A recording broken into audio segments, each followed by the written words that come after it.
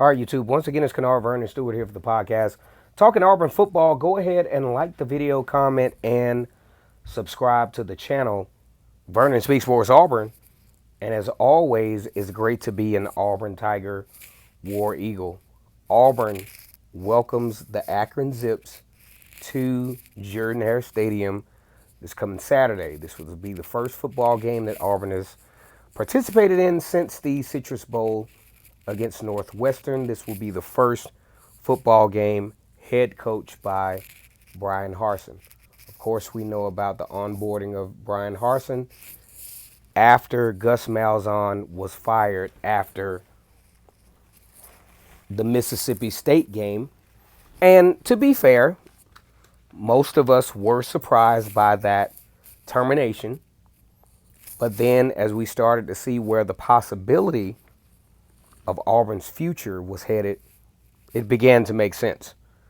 But what didn't make sense for social media, for sports analysts, and for Auburn fans at first was the fact that Bryan Harsin was going to be the coach. I mean, you look at all the candidates that were involved in the hiring process. No one really projected that Bryan Harsin, former Boise State football coach that had a pretty nice level of success, 69-19, would actually succeed Gus Malzahn as head coach of the Auburn Tigers. Now, here we are a few months later, about to kick off Bryan Harsin's inaugural season. And in a pretty good fashion, Bryan Harsin has been able to take advantage of the transfer portal, and he has the opportunity to stretch fall camp with Akron and Alabama State. Now, as we go over this little preview of Akron versus Auburn, we got to look at everybody involved. We got to look at the head coach at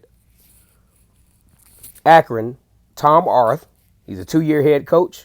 He spent time as an Indianapolis Colt football player. He didn't garnish any stats. He's been a pretty successful coach on the Division II circuit, but his time at Akron has been absolutely terrible. Now, overall as a head coach, he's 50-38, but at Akron he's 1-17.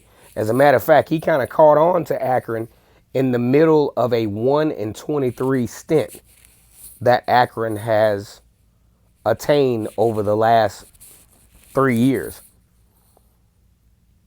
Now, one thing that could work in Akron's favor is definitely not going to work against Auburn, I don't believe, is the fact that he's got Cato Nelson at quarterback. I think Cato Nelson is a pretty talented quarterback in his own right, but I'm not sure how that talent will transfer over against a Power 5 football team, especially a Power 5 football team at the potential caliber that Auburn has, considering that Auburn has the potential to actually have some firepower on defense this year. Pretty solid linebacker core at Auburn. We just don't know how effective the defensive line is going to be. They kind of took a step back last year with the loss of Derek Brown and Marlon Davidson. You know, had some good times and spots, but really pretty inconsistent for the most part. Akron also has Anthony Williams Jr., who is a Michigan State transfer that they will hope to emerge at least at some point in the season for them to be somewhat respectable in the MAC conference. And in the MAC conference, pretty much, you know, respectability on behalf of Akron is pretty shaky, because not only do they have one of the worst recruiting classes consistently in all of college football, but they also have the worst recruiting class even in the MAC conference. And it's not like the MAC conference is full of talented teams. This is a non-Power 5 conference who usually, when it comes to Power 5 football teams, They're usually scheduled for homecoming or the beginning of the season, something like that, to where they're not even formidable opponents for Power 5 conferences. And the scary part about this for Akron is when they even face non-Power 5 teams, they get blown the hell out. I mean, you talk about Miami of Ohio, I think beat them 51 nothing. Is it FAU beat them in a bowl game? FAU beat them in a bowl game 51 to nothing. So this could be a very, very embarrassing game for Akron. Now, one thing I do like about Akron is the fact that, from a moral standpoint, Akron has players on this football team that genuinely want to play college football. If you look at their roster, you look at the recruiting classes over the past few years, they have guys that were only offered by either Akron or teams equal, or I'm not going to say lesser, but either teams equal. It never came down to, with most of the guys that they have on the roster, it never came down to Akron and Ohio State as to whether this kid is going to commit or not. It was an all or nothing thing. Akron offered the kid. He came to Akron because he had nowhere else to go. We'll just call him Nowhere Else to Go U, because that's what it is. And when you look at the guys on film, they play with a lot of passion. They really play with a lot of tenacity and pride for the game. But to be fair, the ratings don't lie. They're just not talented enough to compete with really anybody other than FCS teams. Because any team on their level or a level above usually blows them out. Bottom of the barrel recruiting going on at Akron. So then we look at Auburn, for example. The challenges at Auburn right now. You look at the wide receiver position that has been largely inconsistent. The onboarding of Robertson out of Georgia has been helpful.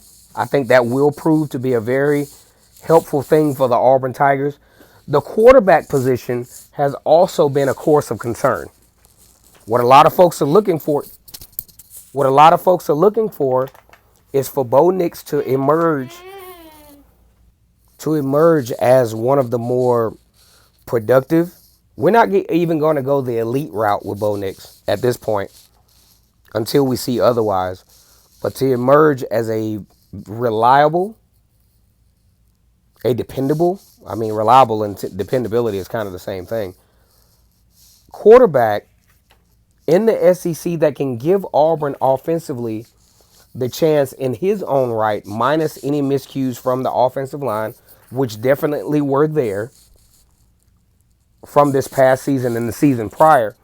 But Bo Nix mature decision making that aligns with a 5-star quarterback to show up. And to show up against in big games, because I get the feeling Bo Nix will do well in this game. We'll leave this game and we'll say, Bo Nix did a great job. 20 for 34, 290 yards, a couple of touchdowns. But we still, even a lot of the fan base wants to think that the game against Akron will give us a litmus test as to what to expect out of Bo Nix in 2021. Unfortunately, that's not the case. Let's look at the profile of Bo Nix. Bo Nix plays very well in Jordan-Hare Stadium, no matter who he plays against. So he's in the comforts of Jordan-Hare Stadium, and this is just historical things speaking. And then he's playing against a super menial opponent, so he's definitely going to have the confidence that he can execute. But I just don't think, as much as I would like to think, I just don't think the Akron game is going to give us an accurate depiction of where Bo Nix is and where Bo Nix will be able to stand as far as the rigors of the SEC long term. Then you got the offensive line. I think what we're going to really look for is the center position. With Nick Brahms, we're going to look at the left tackle position. And we're going to see where the improvement or execution is going to lie with the Auburn Tigers going into a game like Akron. Because, as Brian Harsin stated, these are the types of games that really show what kind of football team you are. If you can come in focused and actually execute that, like this game is all about execution. This game has to be all about continuing to polish things up because Penn State is in a couple of weeks, 3 weeks. And this can't be a game where we know you're going to win the football game by at least 4 scores anyway. But where we look at the progression is how you win the game. Did you dominate the line of scrimmage? Did you execute on a high level? Did the defense perform at a high level of execution? Or did you win the game simply because the other team was just that bad? A bunch of miscues, scooping scores, pick sixes, punt returns for touchdowns, things like that. Things that what I've talked about on this channel are not sustainable to be highly competitive against a team of your caliber or better. So this is the time to execute.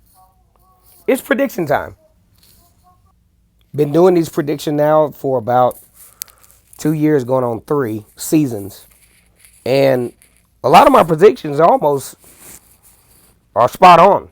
As a matter of fact, I've had this one Auburn fan that was like, man, I was really hoping that they didn't kick that field goal because I wanted Vernon's predictions to be spot on.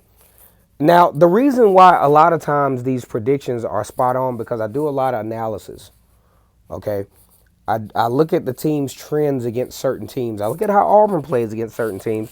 I look at video and I look at all that other stuff, and then I figure out, okay, based on the typical case scenarios, this is probably what's going to happen. Now, I look at Akron versus Auburn. Typically, Akron plays absolutely terrible against most teams, but they play particularly terrible against Power 5 football teams. As a matter of fact, there's a documented game, 52-0 against Penn State, and Penn State probably took it easy on them. So I'm looking at a game like this. I'm looking at what Auburn, the intensity of how they approach the game. I think Auburn is going to be super excited and super amped to play this game against Akron. I think there's not going to be a letdown as far as effort. I think, Auburn is really going to be looking for execution, really looking to, minimize the penalties in a game like this because, those are the great equalizers. And here's another thing that I really want to see from Auburn is on defense. I want to see some takeaways, and I also want to see some stops on third down. On the offense, I want to see where Auburn is as far as executing in the red zone. That's something that they've struggled with. So, as a prediction, I look at Auburn 49-0 in this game because I don't think Akron scores. I don't think Akron scores, and if they do, maybe a field goal. But 49-0. I hope you guys enjoyed this video. Like the video, comment, and subscribe to the channel. And as always, it's great to be an Auburn Tiger, War Eagle.